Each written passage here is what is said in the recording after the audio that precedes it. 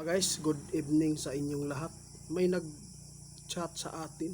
Gusto daw nilang itanong sa kaibigan natin ngayon dito patungkol po kay BBM at Sara Duterte. May private meeting daw, sabi po ng nagpaabot sa atin. Napanood daw nila ito sa social media.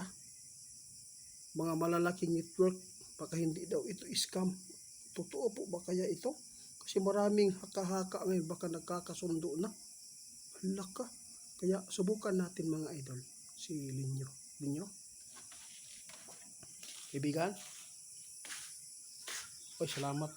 Good evening, kaibigan. May nag-request sa atin ba? Pwede po bang pakitingnan po kung totoo po ba ito? Patungkol kay Sara Duterte at BBM. Nag-meeting daw sila at hindi po binalabas sa social media ang meeting nila. Maraming naghaka-haka ngayon, baka ay nagkakasundo na itong dalawa. O yun po kaibigan, okay lang po ba kung matingnan niyo?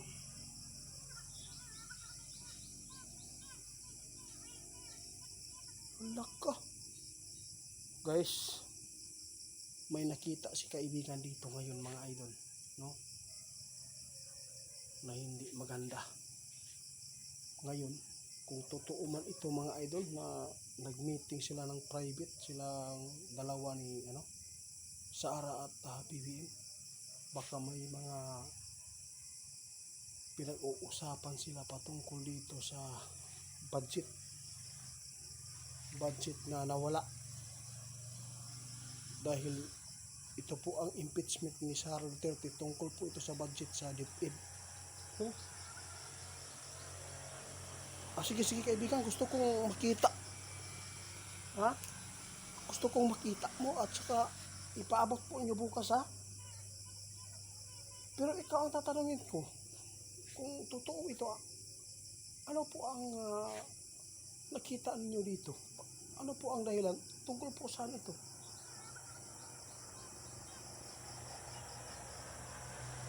Tama.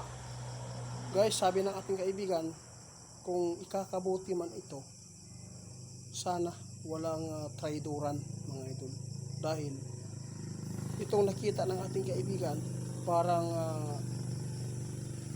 may connection ito patungkol sa 2028 election mga idol. Ito po ngayon, ito po ang nakita ng ating kaibigan na pinag-uusapan nila na sekreto. At least mayroon po kayo na paabot kaibigan. Tama ka. Ito mga idol, pakinggan nyo sa kaibigan Sinabi po niya ng ating kaibigan, nakita niya ang impormasyon patungkol po ito sa eleksyon sa 2028. Ito po ang nakita po niya na pinag-uusapan. Isa na po dito. Patay. Nako. Mga idol, kung si Amy man ang magiging vice president ni Sara, lagot na tayo. Sigurado na dito na mapapahamak, parang tagilid si Sara dito sa mga ginagawa. Nako, talagang hindi maganda itong plano mga idol, no?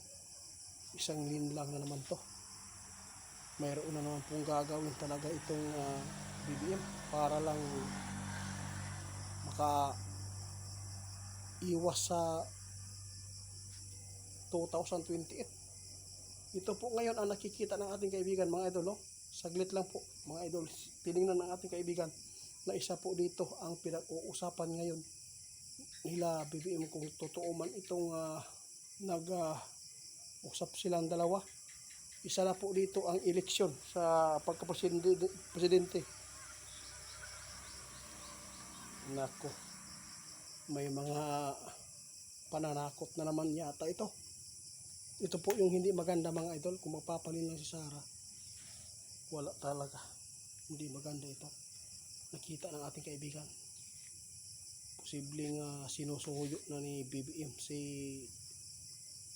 Sara na si Amy ang magiging vice niya. At posibleng sinasabihan na para maayos ang problema, para hindi ka magigipit na namin. Ito na lang ang iano mo sa amin. Patay. Salamat din nyo ha. Guys, sa lahat na nagpaabot ha. Itong nakita ng ating kaibigan ngayon, mga idol, isa po dito ang pinag-uusapan nila kung talagang nag-uusap man. Isa po dito ang nakita ng ating kaibigan na talagang ito ang kanilang pag-uusapan. Isa na po dito sa pinaka number 1 ngayon. Ibig sabihin nito tuloy pa rin mga idol. Tuloy pa rin ang eleksyon. Nakita ng ating kaibigan. Kaya sa lahat ng mga magugulat dyan, kung ito man po ang nakita ng ating kaibigan, tinatawag itong blackmail, no? Blackmail muna nakita ni kaibigan. Grabe kawawa Sara. Naipit siya mga idol, no?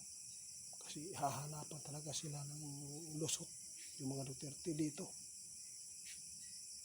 Ito po siguro ang plano ni Amy, kaya pala sobrang dikit na dikit, parang linta si Amy ngayon. Nako po. Salamat sa kaibigan guys. Bukas malalaman ninyo ha. Titingnan pa ng ating kaibigan ngayon. Kasi si kaibigan sasabi na siya ngayon na titingnan po niya kung ano po ang pinakalalim na plano nila. Bakit sila nag-meeting ng private.